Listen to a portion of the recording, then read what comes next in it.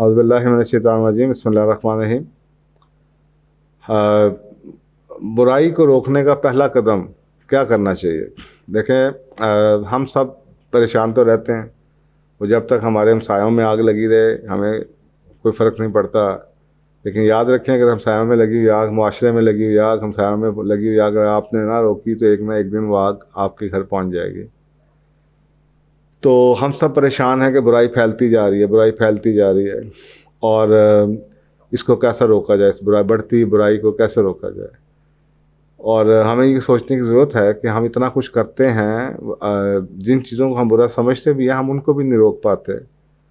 और अगर आप वैसे किसी से आप आइडियोलॉजिकली पूछें या किसी से आप इंडिविजुअली पूछें कि जी ये बात गलत है या ये ठीक है, तो आपको अक्सर औक़ात लोग वो बात बुरी समझते हैं, लेकिन उसके बावजूद भी वो उस बात में कहीं ना कहीं उसका शरीक होते हैं, उस बात को कहीं ना कहीं सपोर्ट कर रहे होते हैं, चाहे वो समझते हैं इस बात को या नहीं समझते।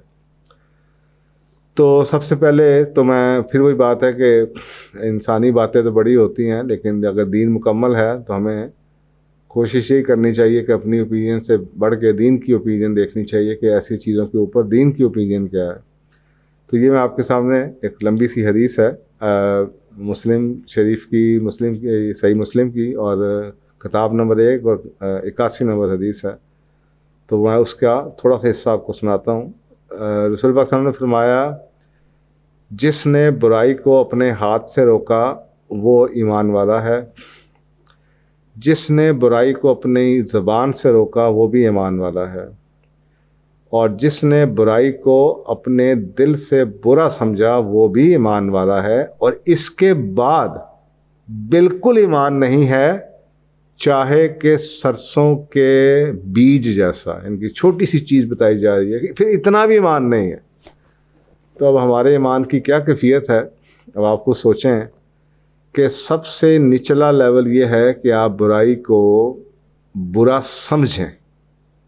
चलें, पहली 2 बातें तो समझ आ गई, आप समझ लें कि जी आप बड़ा कुछ ऐसा हो रहा है जिसमें आप समझते हैं कि आपके पास ताकत नहीं है। मसला आपके घर है, आप समझते हैं टेलीविज़न बुरा है। अक्सर का मैं लोगों से पूछता हूँ कि जी टेलीविज़न बुरा है, लेकिन उनके घरों में टेलीविज़न लगा होता है, और जी बस ये बीवी बच्चे नहीं सुनते।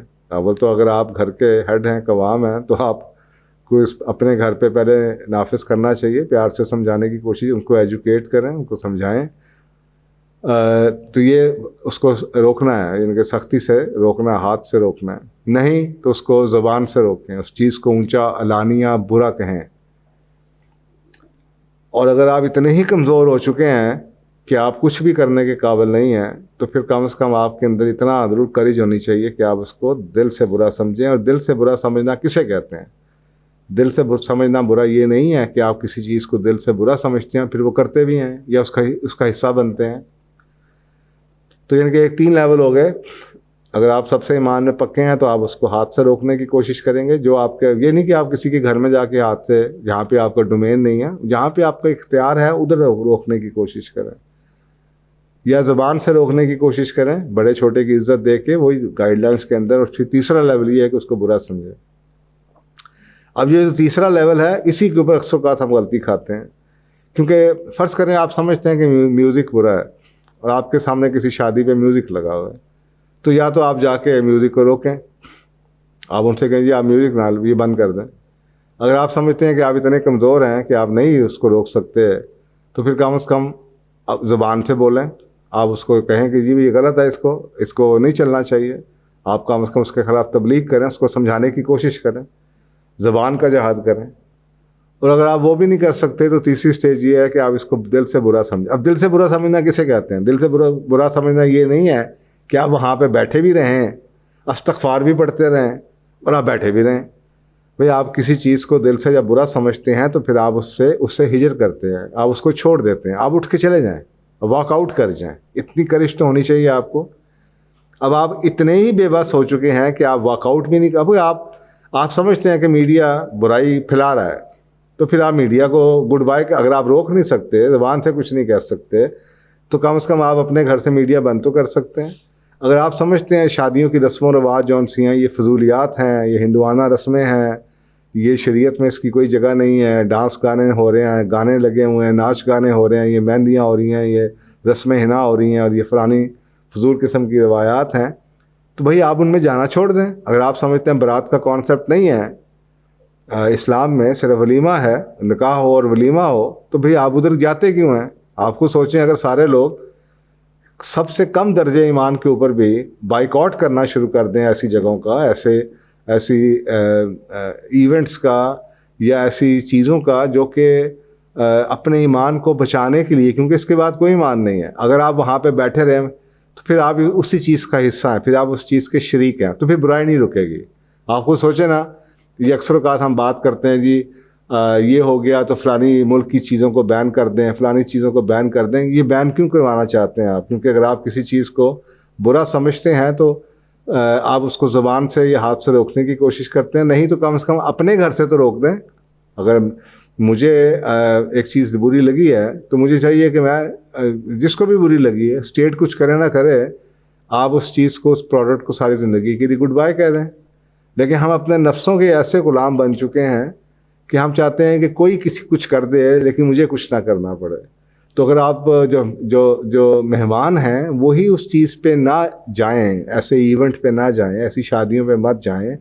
अगर आपको लगता है कि बर्थडे पार्टीज़ का इस्लाम में कोई कॉन्सेप्ट नहीं है जो कि ऐसा ही है, तो भाई आप जाते क्यों हैं?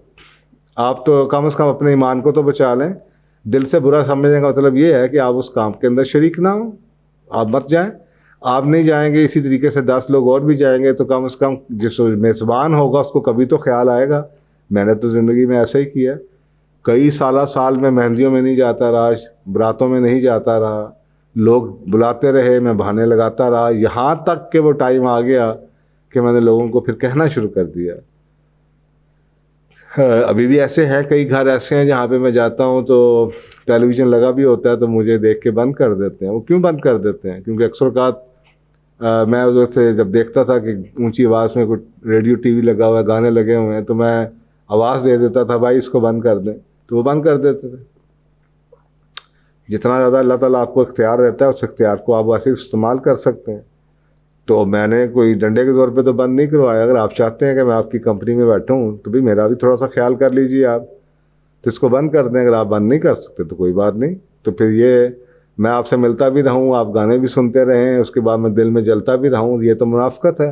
अगर आप किसी चीज़ को बुरा समझते हैं तो बुराई को बुरे समझने को शो कीजिए, वहाँ से उठ के चले जाए, भाई मैं ये नहीं कर सकता, मैं उधर नहीं जा सकता, मैं उस गानों को रुकवा तो नहीं सकता, और शादी के ऊपर अगर मैंने ज़ुबान चलाई तो वो भी बुरी हो जाएगी बात। इससे बेहतर यही है कि मैं वहाँ पे जाऊँ ना।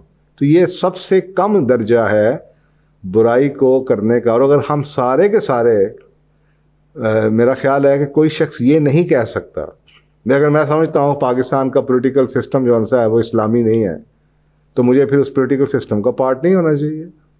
क्योंकि मैं एक तरफ तो ये कहता रहूँ ये गलत है, और दूसरी तरफ मैं उसी सिस्टम के अंदर बढ़ चढ़ के शमूलियत भी इख्तियार करता रहा हूँ, तो ये मुनाफ़िक़त है। और इसी वजह से बुराई रुकने का नाम नहीं लेती, बुराई बढ़ती चली जाती है जब तक आप अपने इख्तियार में। और ये तीसरी चीज़ हर एक शख्स के इख्तियार में है, दिल से बुरा समझना और उस चीज़ का हिस्सा ना बनना हर शख्स के इख्तियार में है। और अगर हर शख्स अपना इख्तियार इस्तेमाल करे तो हर चीज़ में स्टेट को आने की ज़रूरत नहीं है। अगर आपको पता है ये गलत है, भाई ये स्कूल है, इसमें ये गलत चीज़ हो रही है, मैं अपने बच्चे को स्कूल में नहीं भेजता, मैं किसी और स्कूल में जो करवा देता हूँ उसका एडमिट। लेकिन हम इंतज़ार में बैठे रहते हैं, और इस तरीके से जो लोग करने वाले हैं, बुराई को फैलाने वाले, उनको हौसला मिलता है। वो कहते हैं देखें जी हमारे प्रोग्राम में तो बड़े जनाब दाढ़ियों वाले लोग, बड़े बड़े जनाब, मैं अक्सर टीवी के ऊपर कोई नज़र पड़ जाए तो देखता हूँ कि कोई महफिल हो रही है और वहाँ पे जनाब बापर्दा ख़वातीन और नूरानी चेहरे वाले, दाढ़ियों वाले मौलाना हज़रात बैठे हुए झूम रहे होते हैं। तो मुझे हैरानगी होती है कि भाई अगर ये चीज़ गलत है, जो आप कहते हैं समझते हैं गलत है, तो फिर आप इसके अंदर बैठे क्यों हैं? क्योंकि आपका बैठना ही बजाते खुद इस चीज़ की गवाही है कि आप इस चीज़ को बुरा नहीं समझते। तो मेरा ख्याल है कि अगर हम इस थर्ड पे भी